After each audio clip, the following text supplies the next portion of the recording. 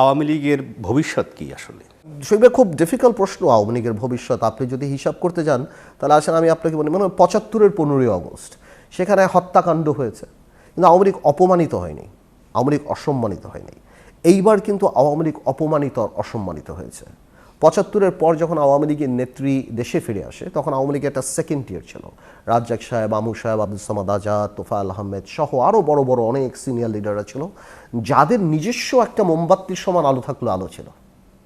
But এখন আওয়ামী লীগের second টিয়ারের কোনো পলিটিশিয়ান নাই, বরং লায়াবিলিটি আছে। এখন আওয়ামী লীগে দেখা গেছে নেত্রী একটা ইলেকট্রিসিটির মতো, আর বাকি সব ঝাড়বাতি। সেই ঝাড়বাতির ছোট ছোট বাতির পিছিয়ে কিছু কিছু পোকা ঘুরে, এবং সেই ইলেকট্রিসিটি নাই এবং সে আওয়ামী লীগও নাই। আমি মনে করি গত 10 বছর যে বিরাজনীতি করে এবং আওয়ামী লীগ যেভাবে পলিটিক্স ধ্বংস করে দিয়েছে, নিজের দলের মধ্যেও পলিটিক্স ধ্বংস করে দিয়েছে, এবং সেক্ষেত্রে সেকেন্ড টিয়ার পলিটিশিয়ান আওয়ামী লীগের ওভাবে বের হয়নি।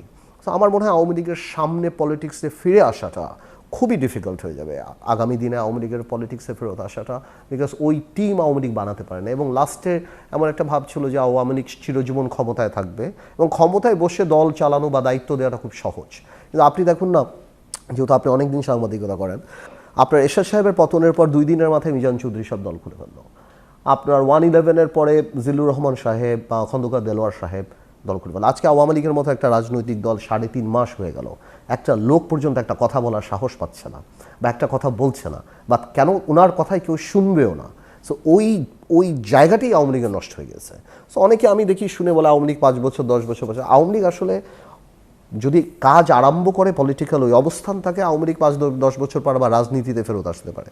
কিন্তু এরকম যদি চলতে থাকে, আওয়ামী লীগ যদি অনুশোচনা না থেকে রিভেঞ্জফুল পলিটিক্স, প্রতিশোধমূলক এই মানসিকতা থাকে, তা আমার মনে হয় আওয়ামী লীগের রাজনীতিতে ফিরে আসা অনেক মুশকিল হয়ে যাবে।